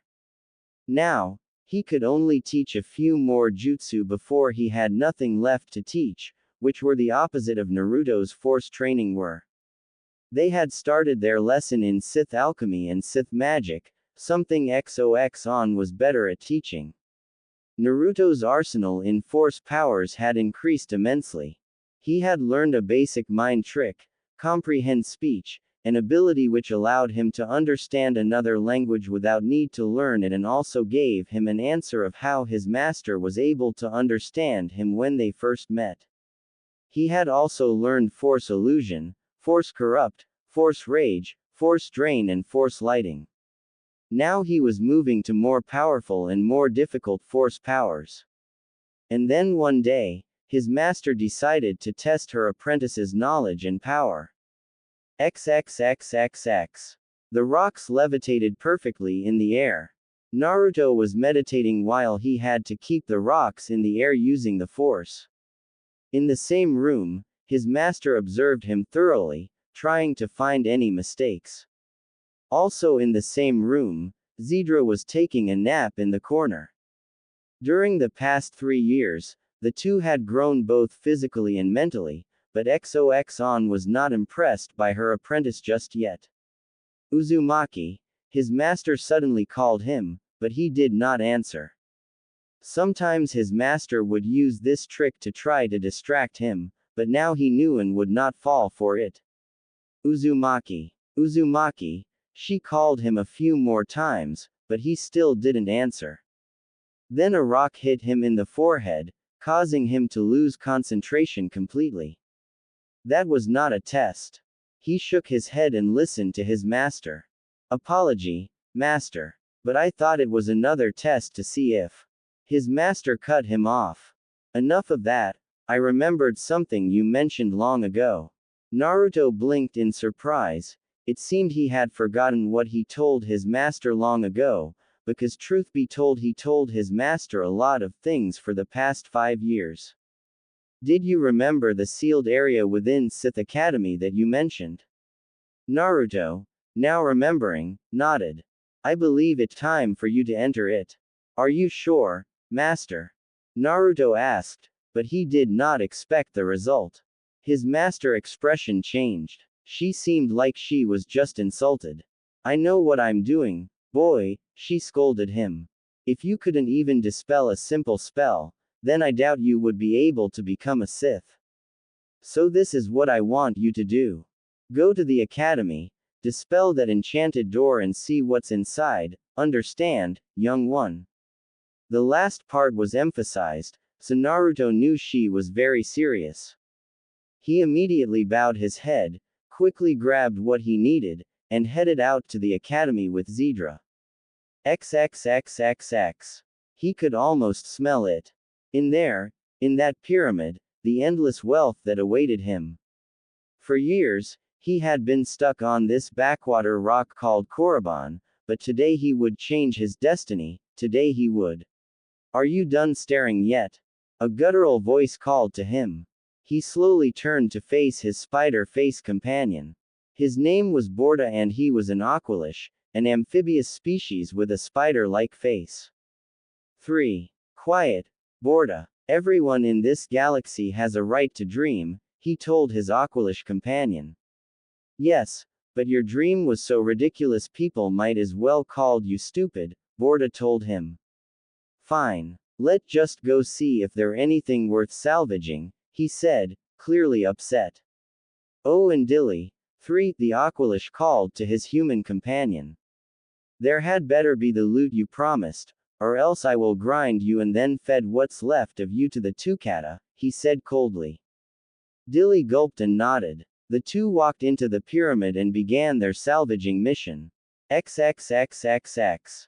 As Naruto arrived at the pyramid, he was greeted by a strange new sight. Machines, 2 of them. After observing for a while, he recognized what these machines were. Speeder bikes. A small vehicle which used for fast travel and, sometime, fast assault unit. He knew of the speeder bikes through the computer he studied. He also knew of the land speeder, spaceship, and some other trivia. The point was, the presence of these bikes were not a good sign because it meant that someone was here, a treasure hunter no doubt. His master had warned him about their foul purpose quite some times ago. He needed to approach this with great carefulness. He might be strong, but he was no match for blasters, which these people no doubt carrying. Naruto concentrated his mind, trying to sense the enemies within the temple. There are 2, one has a pistol, one has a rifle, curse it. He thought in anger, if it was just 2 pistols then he might be able to handle this situation, but now he had to face a well-armed treasure hunter. Okay, there must be a way to win this. Several plans were made up inside his head, but most were unusable. The problem was if he went for one of them in close combat another one would finish him off and he had nothing to fight with them in the distance. He needed to separate them in order to have better chance, but how? Greed. Kurama suddenly spoke up. He could hear the fox chuckling inside his mind. What was that? Naruto replied. Those guys are treasure hunter, are they not? They're here for loot, gold, goods and such. Distract them with that. Oh, now you want to help, Naruto thought. Or you could try your luck and just wait till they left. That option wasn't out of the question either. The problem was if the hunters made camp, he was going to go back empty-handed, and he didn't want to know what his master would do to him if that happened. The thought made a shiver go down his spine. No, I can't rely on luck. Suit yourself, just don't die. Kurama said before silence fell again. Naruto thought about a proper plan for a while, then he came up with one. He walked over to the bike before making a hole in one of the bike's fuel tanks. He then walked over to Zedra, who was staying silent and watching him the whole time. He took out his parang, a boomerang blade. He knelt down next to Zedra and closed his eyes. All right, Zedra, he said telepathically to her. It was one of the Force's techniques to communicate with animals as well. Here is what we are going to do. You will carry this into the temple. When you meet 2 guys, or whatever they are, you begin flashing this thing for them to see. If they try to shoot you, run. If they don't, stay still until you hear an explosion, and then run. When you reach deep enough into temple, drop this thing and come back here, he finished. Zedra gave an understanding bark. He handed his weapon to Zedra and nodded. She began to walk into the temple. Hope this works. XXXXX. 10 minutes and there are still nothing so far, Dilly, Borda said. Now the human began to worry. The only reason Borda allowed him to live was the promise of the treasure here.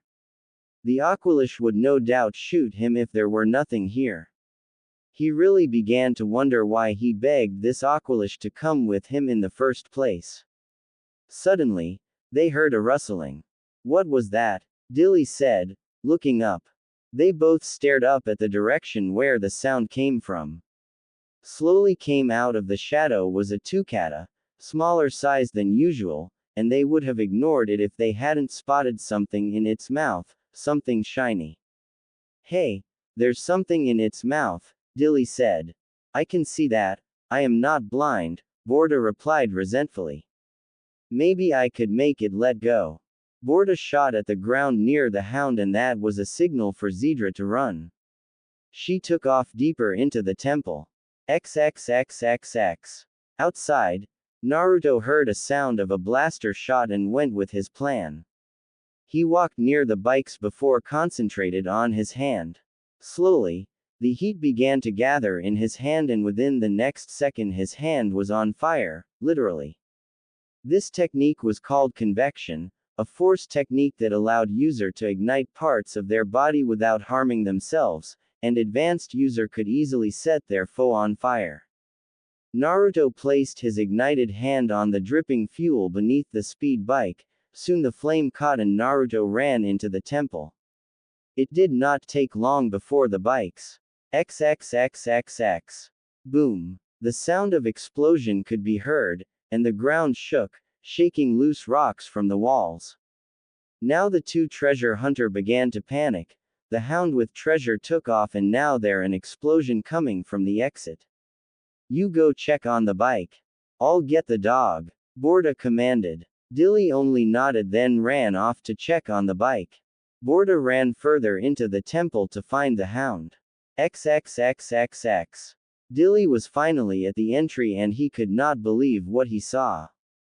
The speed bikes, their only mean of transportation out of this blasted canyon, were gone in flames, exploded.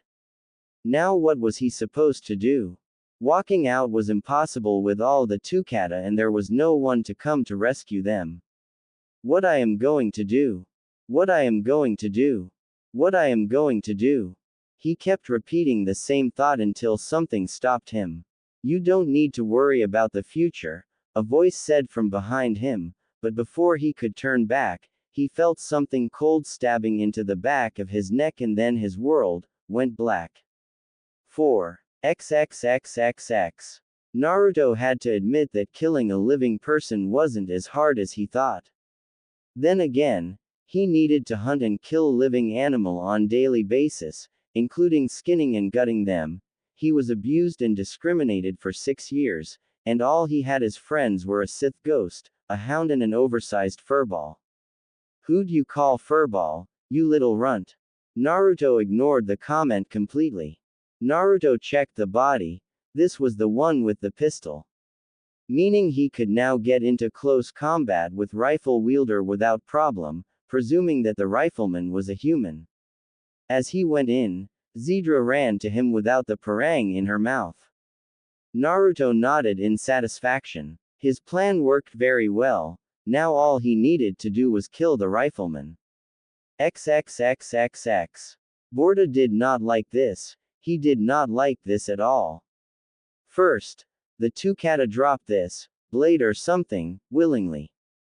When dogs ran with something, they did not let go unless it got injured or made it home, but this hound just dropped the blade with none of these reasons. Something was not right. Next, his partner had been gone too long. Even if something happened with the bike, it should not take this long to just check on it. Borda his rifle. Something was about to jump on him, he could feel it. He hadn't been a criminal for years just to get snuck up on. Suddenly, he heard a rustle sound coming from above.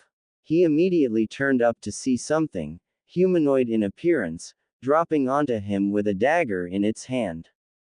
Borda immediately shot his rifle without aiming, but he missed. Borda knew he don't have time to aim. So when the figure closed enough, he used his rifle as a club and hit the figure, sent it flying onto the ground. Now seizing this chance, he took aim at the figure and shot.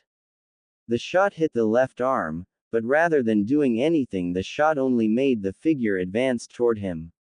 He shot again. This time, however, the figure moved at unbelievable speed and dodged the shot. It finally came close to him. He could see its face. It was a human with blue eyes. That was the last thing he saw before a blade slashed his neck. XXXXX. As soon as the alien fell to the ground, dead, Naruto collapsed to his knee, grunting in pain and hold his wound. Why in the world did I try that? Naruto thought, regretting his choice of tactic. Because you're an idiot. Why are you trying that? What that it called? Hollow movie. Yes, that the one. Why were you trying the stunt from Hollow movie just now? Kurama asked furiously. Well, so I could look cool, Naruto said back. Being cool is not the same as being alive, kid. Grow up or die, Kurama scolded him, much to Naruto's dismay. Still, the fox had a point. That stunt he pulled was incredibly stupid. He could use wide variety of his forces to kill this alien, or even the pistol the other one dropped. But instead he tried to pull some movie melee dropped stunt just to look cool. Yeah, I see your point, Naruto said back in defeat. I can heal this wound up. But that blaster was very powerful. Good grief, healing kunai pierced through the muscle seemed easier than this. Anyways, it will probably take 2 or 3 months before your arm heals back to normal. Naruto signed. That stunt really cost him something to remember in the future. As he stood up, Zidra walked beside him and tried to help push him up. When he finally up, he patted Zidra lightly on the head. Let go dispel that seal shall we? He said to Zidra, who barked happily. That won't be necessary, a chilly voice suddenly said from behind him. He turned, startled, his hand on his weapon. He was greeted by something he did not expect, another Sith ghost. It was cloaked by dark immaterial fabric, which made Naruto unable to see its body, but he could still see its face. It was pale similar to his master, but he definitely not the same species as her. I have watched the whole event unfolded and I must said I am impressed, young one. You have potential and obviously trained, a Jedi perhaps. Naruto knew where this was going and he did not plan on having 2 masters. If you are proposing me of apprenticeship then you would be disappointed. I already have a master, Naruto told him, but Zidra, on the other hand, seemed to fear this ghost. She whimpered and ducked her head. Is it now? Are you sure this master of your worthy to called him or herself a Sith? The ghost asked. More than you are, another voice suddenly boomed, more echoing and malicious than of this ghost. Another ghost appeared, but unlike the previous one, Naruto recognized him. This one was a famous Sith that even Naruto knew of. Darth Bane, Naruto whispered in both fear and awe, while Zidra, for the first time in her life, was cowering behind Naruto. Ah, so you do know of me. The ghost of Bane moved closer to Naruto. 5. Good, then it would make this easier. He said in the second most terrifying voice Naruto had ever heard, the first belonged to his master. Away with you, Bane. The voice of the first ghost spoke up, but unlike the first time, this time it spoke in manner equally chilling and malicious as Bane. I saw this boy first, he would have carried out my will. The first ghost protested. As if your weak will ever be worthy of recognition, vitiate, or should I called you Sith Emperor? Bane said. At that sentence Naruto immediately recognized the first ghost, it was the ghost of the Sith Emperor, known previously as Darth Vitiate.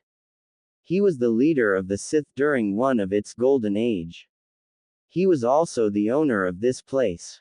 6. I was here long even before you are, Bane. This place is mine and so is that boy as well.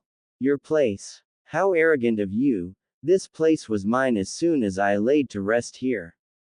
As the 2 Sith continued to argue, Naruto could only think of one thing. What have I got myself into? XXXXX. 1. Not every year has something interesting. 2. Parang is like a machete made into a boomerang. Also, if you're a Star Wars geek then you probably noticing that there are only 5 forms of lightsaber combat out of 8. That was because XOXON was from long time ago and the lightsaber combat evolved over time after she died. So it's only natural that she doesn't know it all.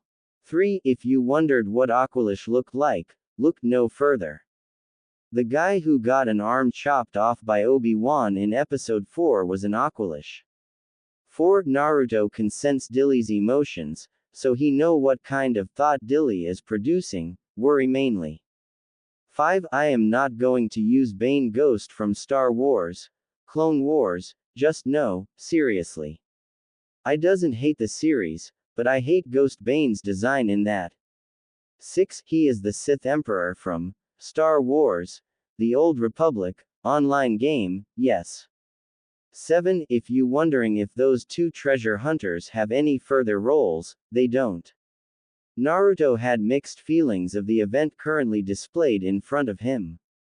On one hand, it was a rare spectacle to see two legendary figures meet and argue with each other, so he could count himself lucky. On the other hand, these two Sith were some of the most notorious and powerful Sith in galactic history, and angering them would be suicidal. You think you are the master here, Bane? You could not even win against your apprentice, Vitiate said. And that's how it was supposed to be. At least I ensured that each newer Sith would be stronger than the last. Your Sith was all but weak, Bane countered. As the two legendary Sith continued to argue about who was better to take him as their apprentice, Naruto began to construct a question inside of his head. Why would they want an apprentice? And now that I think about it, why did my master want me as an apprentice? It was true, he never really asked because he never thought about it. Now, however, he wondered why. Why would Sith want an apprentice? To pass down the Sith order. Did they not value themselves above all, even above the order? He needed to ask his master later for the answer, but for now he had to find a way out of this situation. Let's start with refusing politely. Then let's see where that will take us, he thought. And you better be careful, kid. You can't attack them physically. Naruto nodded to that. I am sorry to interrupt, Lord Bane, he said, catching both lords' attention. But as I said to Lord Vitiate before, I already have a master. Then, pray tell, boy, Bane said in a rather threatening manner. Who is this master of yours? Lady XOXon, one of the exiles and one of the founders of the Sith Order, he said. The two Dark Lords did not seem to be surprised, however. So Lady XOXon is taking on an apprentice now, eh? The Sith Emperor said as he stroked one of his cheek tendrils. I respect the Dark Founder enough, but truly, boy, have you not considered defecting to other masters? The pureblood Sith asked, obviously believing he could persuade the blonde to change his allegiance, but that would not happen. 1. Like I said before, Sith Emperor, I am only loyal to my master. Naruto had to admit he felt a bit strange saying that he was loyal. After all, one of the most common Sith qualities was backstabbing. Loyal, a strange quality to find in a Sith, and a weakness as well, Bane commented. Then again, you got a blaster shot to the arm without any protection and are still able to move easily, so it was already impressive. Still, why would you have such thing as loyalty? Now Naruto began to worry. The two Sith began eyeing him for the answer. While he doubted giving them an unsatisfying answer would make them kill him, it would surely guarantee he would never earn their respect, and that was not a good thing. He needed to think of an answer, the answer that would satisfy them and make sure that the two lords would not harm him. He thought for a second, trying to find the best answer he could possibly think in such short time. Then it came to him. An answer, not perfect, but one that might be good enough to meet the two lords' expectations. Peace is a lie, there is only passion, Naruto said, which seemed to confuse the two lords. What did you just say? Vitiate asked. Peace is a lie, there is only passion. It was a phrase of the code of the Sith, but I am sure you already knew about that. What I am saying here is that my loyalty to Lady XOXon was not from the training she put me through but from my own passion. The two Siths stayed silent as the blonde continued. She found me when I was but a weak and pathetic kid, fed with lies and abuses from those around me. She showed me the truth and offered me the chance of revenge, and not only that, but she also nurtured me, taught me and cared for me as if she was my mother. While in truth he probably wouldn't say she care about him, he did think of her as a mother figure. She was, after all, the only person who ever raised him properly without unreasonable abuses. So for those reasons, I will be loyal to her, for it is what I want. It's my business, my need, my passion. I do what I want and believe what I want, even if it is a weak belief. I followed my passion, and nothing is going to change that. And isn't that the way we're supposed to be? Following our passion in power, in fortune, or even in love.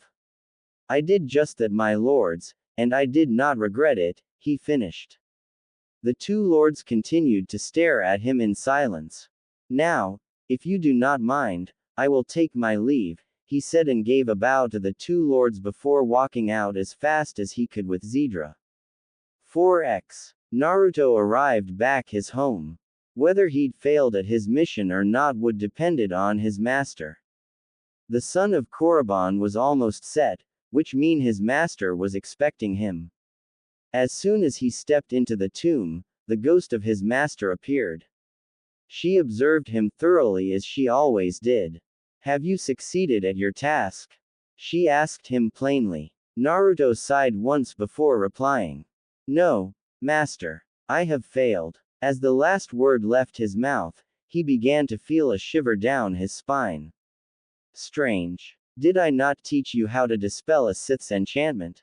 His master said coldly. She did teach him that, so he could not excuse himself with, I couldn't dispel it, or, it's too hard, or by the fact that he did not interact with it in the first place. Naruto took a deep breath. He believed that he was about to do the stupidest thing in the Sith's history, and maybe in this galaxy's history. He was going to tell the truth. Master, during my journey I encountered many unexpected things. If you allowed me to explain, he was cut by XOX on. Are you trying to justify your own failure? She asked coldly. No, there are no excuses. But I would like to tell you the reason why, so you could use it to pass a proper judgment down on me, he finished. The ends justify the means, apprentice. Not only in success, but in failure as well, she said to him. Naruto closed his eyes. It seemed he would not be sleeping tonight. But, his eyes shot open in surprise. I would like to hear this story of yours before I carry out your punishment. Naruto looked at his master thoughtfully for a second before catching his senses and explaining. He told her his story, started after he left the tomb, up to the point where he made an excuse to avoid the two Sith lords. He noted that his master, for the first time, was surprised by his speech on passion and loyalty. And I came back here as soon as I could. He finished his long tale, and steadied himself. Very well. Now that that is finished, let's go on with your punishment. Naruto prepared himself, like every other time his master punished him. Zidra was in the corner looking at him with worry in her eyes, they were friends after all. His master's hand began glowing with the blue light of lighting. As she slowly extended her hand towards him, the apprentice closed his eyes and prepared for pain. XOX on unleashed her lighting. 4x. Vitiate had to admit, he had never seen anyone like the boy he encountered today. He had met good people before, even among his own Sith, but this boy was different. Not only did he possess some qualities that even good Sith would not have, he was also able to justify those beliefs with the Sith code, passion mainly. And in many ways, he was right. Every Sith thought of passion as passion for power, but there was no clear line that stated it. The best example of this would be Darth Revan, a Jedi turned Sith turned Jedi, the boy would surely fall into the same category as him. But now the new question had arrived. Should he try to persuade the boy further to be his apprentice? One might ask, why would a Sith Lord, with almighty power, want to take some boy as an apprentice? Well, the answer to that question was, Will, XOXon said. What was that you said, Master? Naruto tried to ask as he was panting on the ground after a storm of electrocution his master just finished unleashing upon him. He had to admit, the lighting was not as powerful as he thought it would be, but it still hurt. I just said the answer to your question in that tomb. Will, she repeated. Will, Naruto asked. Will, the reason why I, and maybe those two Sith Lords, wanted you as our apprentice. Sith Order is like a religion, apprentice. Every member sees it differently based on their experience in life. Each Sith have their own belief in this philosophy, like your view on passion, for example. She paused to let Naruto get up from the ground. The same goes for Sith masters such as me. We have our own view of the Sith, such as myself who thinks of it as a way to break free from the lie of peace. Like the last line in our code says, the Force shall free me. She gave another pause. Which is one of the reasons we took on an apprentice, to pass on our view and thinking, basically our will. Yes, having the apprentice is also a helpful method to help the masters reach their dream, and it also guarantees that the Sith Order will survive in the future, but as you can see, me and those two are ghosts, so that was not the case. She paused again before resuming. There is only one goal left for us, ensuring that the Sith Order survives, not only that it survives, but survives in our vision, no, my vision, and my will pass on to the new generation. So that my way of Sith will triumph. Naruto looked at his master thoughtfully. I do not think you understand it now, but when you become a ghost then you might. When you begin to feel the duty to the Sith Order that you have ignored to pursue your ambition when you were alive and wanted to recreate the Order in your own vision. Then maybe you will understand why the dead Sith would try to find an apprentice.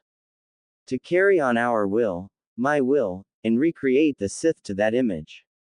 But what if there is another Sith's will that was already accepted as the Sith? Naruto asked his master. Then kill them all.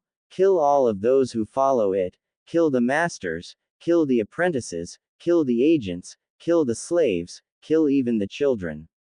Root out all that you do not want and make your own Sith from that ruin, so that my will, which you inherited, is sure to survive and manifest.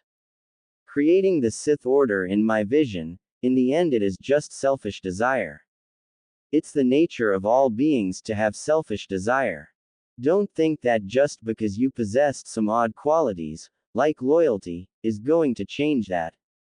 Those qualities of yours might be with you for a while, but being exposed to the dark side ought to fix that, trust me. Naruto nodded to his master weakly. He began to wonder just what kind of Sith he would become in the future. By the way, tomorrow you will get back to that tomb and dispel that seal, whether you like it or not. Got it? His master ordered in her cold attitude, as usual. Yes, master, he said and bowed to his master, who simply disappeared. 2. The next day Naruto went back to the academy, much to his fear because of his current condition, still injured from the blaster shot and his punishment last night. If the two Sith masters decided to do something to him, he would surely die. He also decided to leave Zedra behind because, if the Dark Lords were there to welcome him and inquire him further, at least he would not have to answer anything about him and Zedra. However, when he arrived at the tomb, he was greeted by no one. Naruto sighed in relief. It seemed those two lost interest in him after yesterday's events, which gave Naruto the opportunity to carry out his orders and a bit more. Those two treasure hunters' bodies were still where they died. Naruto gathered them outside. He would loot them later when he had finished with the seal.